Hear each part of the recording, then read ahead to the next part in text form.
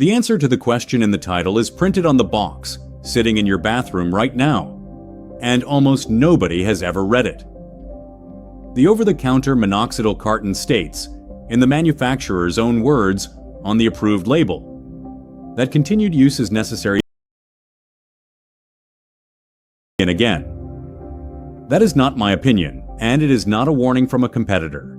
It is the label.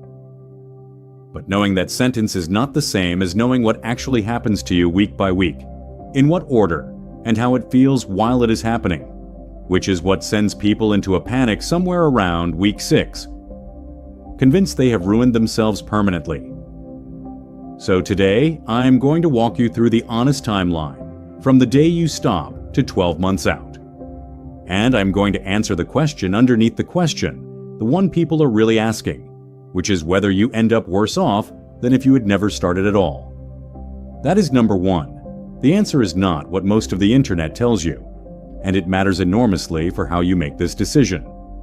Your doctor has probably never walked you through this, not because they are hiding it, because appointments are too short.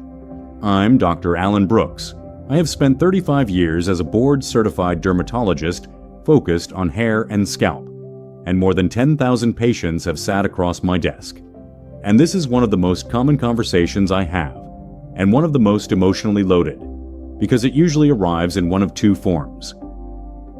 Either somebody wants to stop and is frightened of what happens next, or somebody has already stopped, is 6 weeks in, watching hair come out in the shower, and is convinced they have made a catastrophic mistake. Both of those people need the same thing, which is the actual sequence, in order, with realistic expectations attached. Almost nobody is given it, which is why the panic is so common and so unnecessary. This channel is where I say what I never have time to say in a 15-minute visit. Maybe you are one of those two people right now. Maybe you have been doing this twice a day for years, and you are simply tired, or the cost has added up, or it irritates your scalp, or you are traveling and you missed a week and now you are wondering whether to bother restarting. Or maybe you stopped a month ago and something has started happening and you are watching this at 11 at night, looking for reassurance.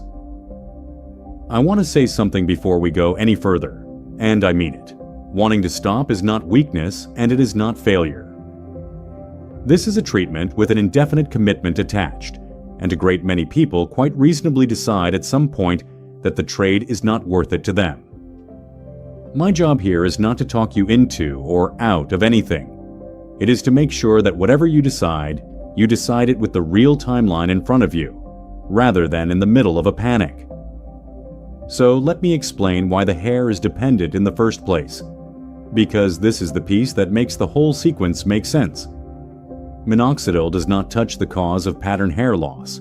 Not at all. The cause is a hormone, DHT, which binds to genetically sensitive follicles and issues a slow shrinking instruction, so each cycle rebuilds the follicle a little smaller. Minoxidil does nothing to that hormone. What it does is widen the small blood vessels feeding the follicle and push resting follicles back into their growing phase, keeping them there longer. So picture your scalp as a garden with soil that has slowly gone sour. Minoxidil does not fix the soil. It turns the water on, hard, and under all that extra water the plants grow anyway, despite the soil. Which means the growth is real, it is genuinely your own hair, and it is entirely conditional on the water continuing.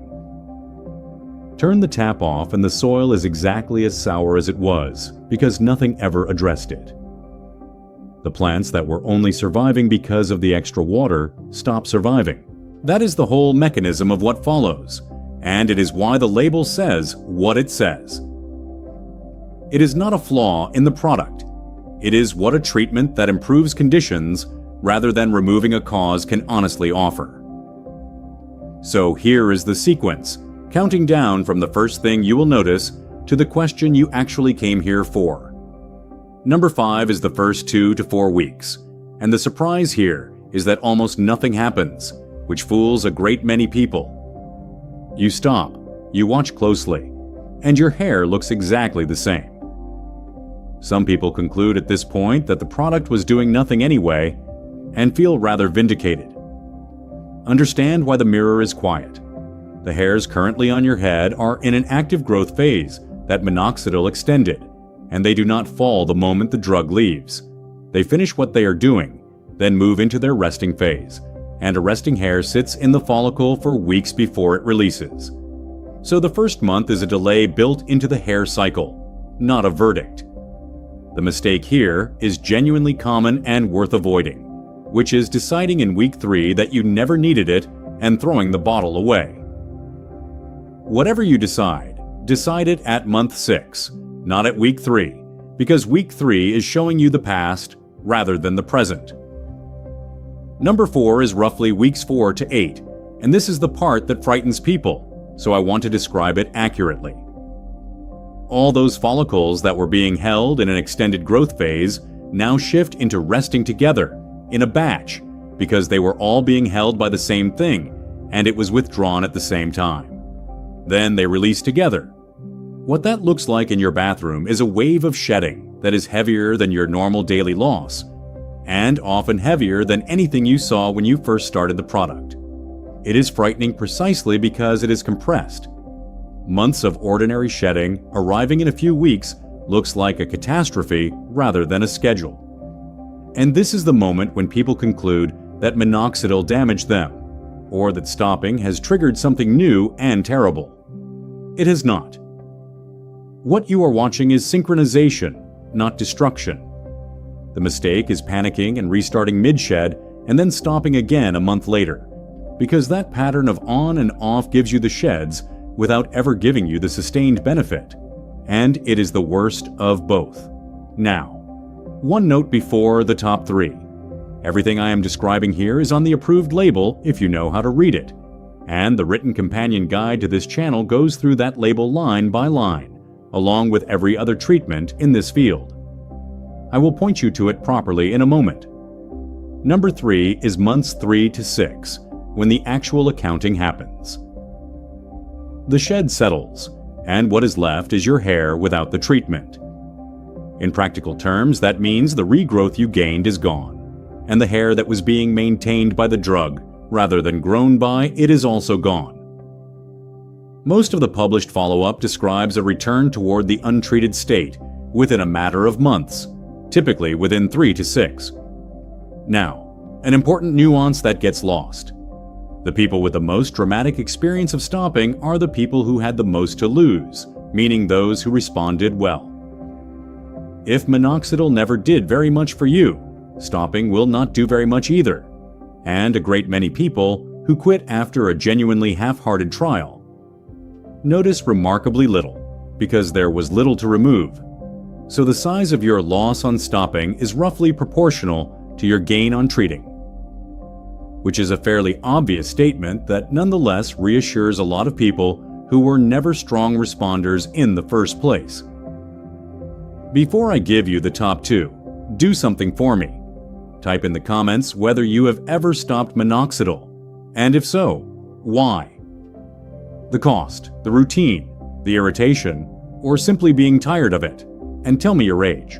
I think the reasons people give are going to be far more ordinary and far more human than the internet suggests. And it will do a lot of you good to see that.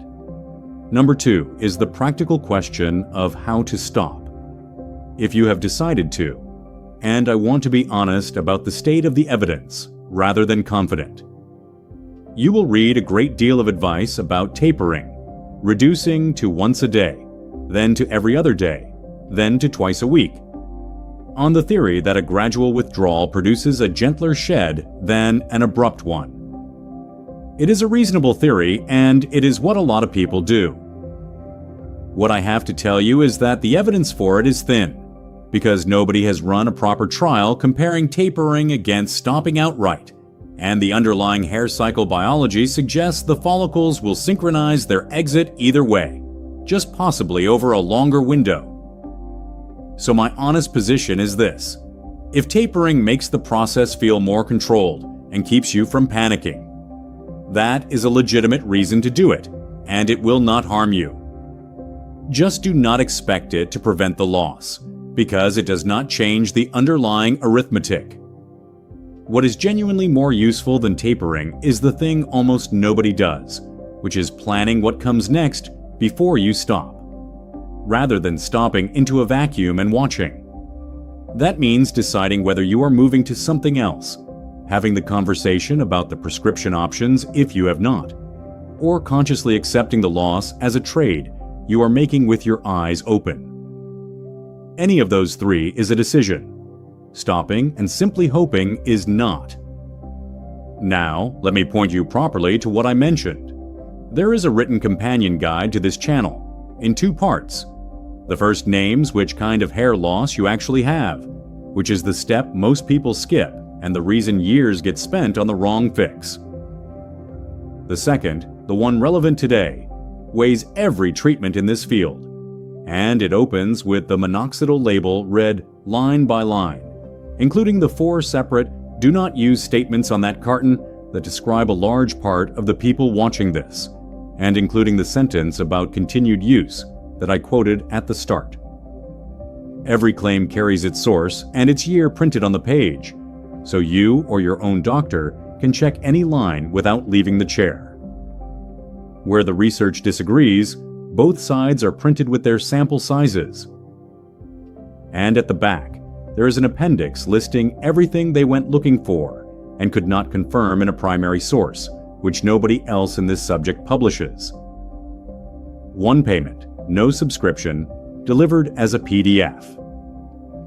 If you are standing at the point of deciding whether to continue something indefinitely, having the label and the alternatives in front of you in writing is worth rather more than another video.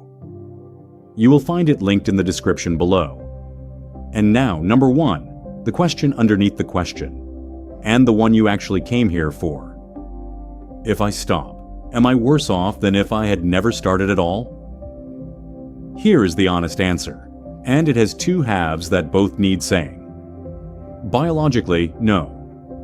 Stopping does not damage your follicles, it does not accelerate your genetic hair loss, and it does not put you behind where you would otherwise have been. What happens is that you return to approximately where the natural progression of your hair loss would have taken you by that date anyway. The treatment held a line for as long as you used it, and when you stop, the line moves to where it would have been. You did not lose ground. You lost the borrowed time, and the borrowed time was real while you had it. Now the second half, and this is why so many people insist it made them worse. It absolutely feels worse, and there is a genuine reason for that rather than imagination. 2 of them, in fact. First, compression. Years of gradual loss that you would have experienced slowly enough to adapt to arrive instead in a matter of months. And the same amount of loss delivered quickly is a completely different emotional experience from the same loss delivered slowly. Second, and this one is unavoidable, you now have a comparison. You have seen your hair fuller, and you are measuring against that rather than against the version of yourself who never treated it. So the honest sentence is this: you are not worse off than you would have been. You feel considerably worse because you are losing it all at once, and you know what you are losing. Both of those are true, and understanding that is what stops people making a panic decision at week 6. Let me tell you about Michael, 58, a patient of mine, who had used Minoxidil for about 3 years and stopped, for reasons that were entirely ordinary. He was tired of it, he was traveling more, and he had started resenting the twice-daily routine. At week 7, the shed arrived, and he came in genuinely distressed, convinced he had destroyed something. We went through the timeline, and once he understood he was watching a schedule rather than a disaster, the panic went. Then he made an actual decision, which is the part that mattered. He chose to restart, but this time understanding clearly that it was indefinite rather than a course to finish, and that changed how he felt about doing it. And I want to say plainly that had he decided the opposite, that would have been an equally legitimate choice, made properly instead of in a panic. What I did not want was for him to decide anything at week 7. So here is exactly what to do with all of this. If you are thinking of stopping, First, ask yourself which of the ordinary reasons applies: the cost, the routine, the irritation, or simply having had enough, because a different reason points to a different solution. Irritation, for instance, is very often the liquid formulation rather than the drug, and switching to the foam solves it for a great many people without stopping anything. Second, decide what comes next before you stop, not after. Whether that is a different treatment, a conversation about the prescription options, or a conscious acceptance. Third, take a dated photograph in good light before you stop, because you will want an honest reference point and your memory will not provide one. Fourth, expect the shed at weeks 4 to 8 and mark it on a calendar now, so that when it arrives, you recognize it as the schedule rather than an emergency. And fifth, do not judge anything until month 6. If you are stopping, 6 months tells you where you actually stand. If you restart, 6 months is the minimum before you can assess it. 2 further notes. If your minoxidil is prescribed, particularly the oral form, this is not a decision to make from a video at all. It belongs to the doctor who prescribed it. And if you are stopping because of pregnancy, breastfeeding, or a new medical situation, that is a straightforward yes, stop, and speak to your doctor. One thing, doctor to viewer, nothing here is a recommendation to stop or to continue, and I have deliberately kept my thumb off the scale, because this is a personal calculation about cost, effort, and priorities, rather than a medical instruction. If your treatment is prescribed, that decision belongs with your prescriber. And if what you are experiencing does not match the pattern I have described. If the shedding is patchy rather than diffuse. If your scalp is red, painful, or scaling, or if it continues heavily. Well beyond a few months, please see a dermatologist in person, because that is something other than a withdrawal shed. I am a doctor, but I am not your doctor. Now, one last honest word. The thing that makes this decision hard is not really the hair. It is that nobody told you at the beginning what you were signing up for. If somebody had said clearly, on the day you bought your first bottle, that this improves conditions rather than removing a cause, and therefore works for exactly as long as you use it, you would have made a different kind of decision, or the same decision with different expectations, and either would have been better than discovering it years in. So if you take one thing from this video, let it be that judge every hair treatment by what it does to the cause. Because that tells you whether you are buying a fix or renting a result. Both can be worth it. Only one of them ends. And whichever you decide, do it at month 6 with a photograph in your hand, rather than at week 6 in a panic. If you want the label and every alternative laid out in writing, with the sources printed, that companion guide is in the description. So tell me in the comments whether you have stopped and what happened. Type your age too. I read every single one. Take care of yourself. I will see you in the next one.